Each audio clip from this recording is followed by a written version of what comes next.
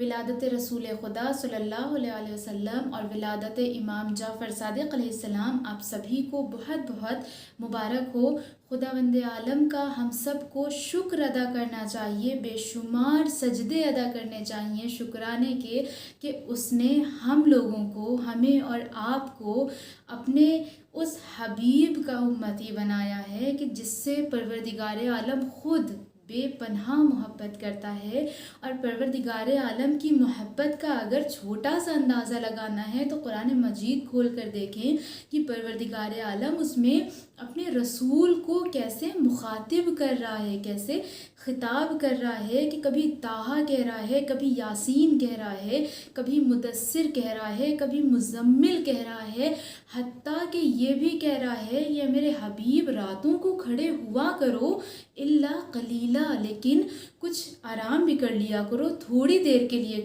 کھڑے ہوا کرو، آدھی رات کو کھڑے ہوا کرو یا اس سے بھی کم کھڑے ہوا کرو۔ آپ فکر دیکھیے خداوند عالم کی کہ اپنے حبیب کے لیے اللہ کی فکر کتنی زیادہ ہے۔ تو پروردگار عالم کا بہت زیادہ شکر ہے کہ اس نے ہمیں ایسے در سے متمسک کر دیا، ایسے در سے جوڑ دیا کہ جس در سے جڑ جانے کے بعد ہمیں کسی اور در کی نیاز نہیں ہے، ہمیں کسی اور در کی نیڈ نہیں ہے، ہمیں کسی اور کی ضرورت نہیں ہے،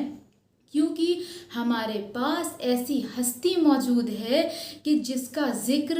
فرش سے لے کر عرش تک ہوتا ہے، عرش الہی پر اس کا اتنا ذکر ہوتا ہے کہ عرش کا مالک اس سے اتنی محبت کرتا ہے۔ اور اس کے علاوہ اگر آپ دنیا میں دیکھیں تو دنیا والوں میں سب سے بہترین انسان ہمارے رسول کی ذات، اگر آپ گوگل میں بھی سرچ کریں کہ who is the best man in whole world تو اس میں کچھ فہرست نکل کر آتی ہیں، کچھ نیمز کی، اور ان نیمز میں سر فہرست ہمارے رسول کا نام ہوتا ہے۔ تو یہ ہماری خوش نصیبی ہے۔ ناظرین، ہمارے رسول کی زندگی سے ہم بہت ساری چیزیں اپنی زندگی میں لا کر امپلیمنٹ کر سکتے ہیں، اور ہمیں کرنا چاہیے، کیونکہ اللہ نے رسول کو ہمارے لیے اسوہ حسنہ بنا کر بھیجا کہ رسول ہمارے لیے آئیڈیل ہیں، ہمیں ان کو فالو کرنا چاہیے، ہمیں ان کی پیروی کرنا چاہیے، ہمیں ان کا اتباع کرنا چاہیے۔ تو یوں تو بے شمار درس ہمیں رسول کی زندگی سے ملتے ہیں،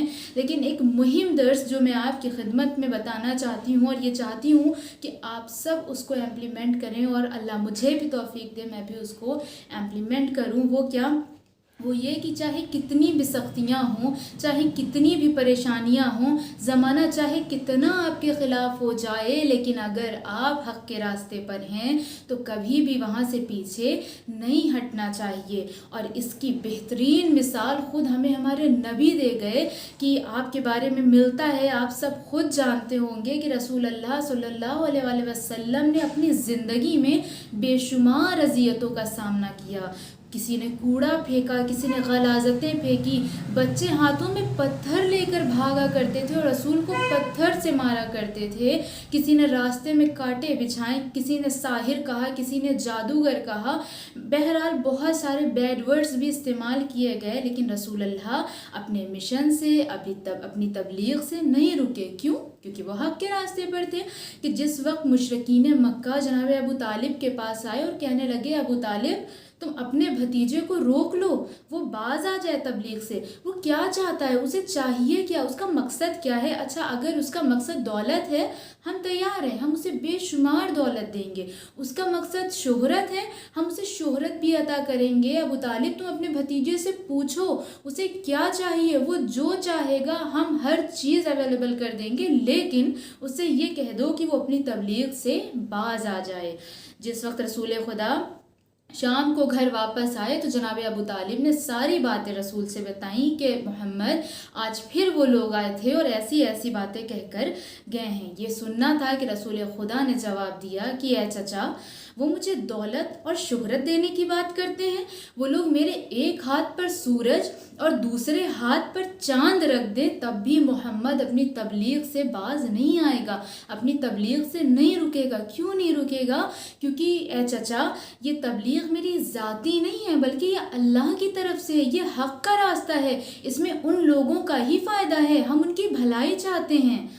تو رسول اللہ کی یہ بات، رسول اللہ کا یہ عمل ہمیں درس دیتا ہے کہ ہم چاہے کتنی سختیوں میں کیوں نہ گھر جائیں، کتنی ہی پریشانیوں میں کیوں نہ گھر جائیں، لیکن اگر ہم 110% شیور ہیں کہ ہم حق کے راستے پر ہیں، ہم صحیح راستے پر ہیں، تو چاہے پورا زمانہ ہمارے خلاف ہو جائے لیکن ہمیں اپنے اس راستے سے نہیں ہٹنا چاہیے اور نہیں بھٹکنا چاہیے۔ اور جیسا کہ آج امام جعفر صادق علیہ السلام کی ولادت کا بھی روز ہے، شب ہے، تو اس کے حوالے سے میں بس اتنا ہی کہنا چاہوں گی کہ رسول اللہ نے فرمایا کہ میرا اول بھی محمد ہے، میرا اوسط بھی محمد ہے، میرا آخر بھی محمد ہے، اور ہم کل کے کل محمد ہیں۔ اور شاعر نے بھی اپنے لبوں کو کچھ اس طرح سے جنبش دی کہ علم ایک ایسا خزانہ ہے جو مومن کو ملا، علم ایک ایسا خزانہ ہے جو مومن کو ملا، علم کردار کی معراج، وفا کا قبلہ، علم سے آتا ہے انسان کو شعور سجدہ، علم کے شہر میں ہر ایک غلام و آقا، اور پیکر نور میں جب علم شرف پاتا ہے، پیکر نور میں جب علم شرف پاتا ہے، جس کو دیکھو وہ محمد ہی نظر آتا ہے۔ السلام علیکم ورحمۃ اللہ وبرکاتہ۔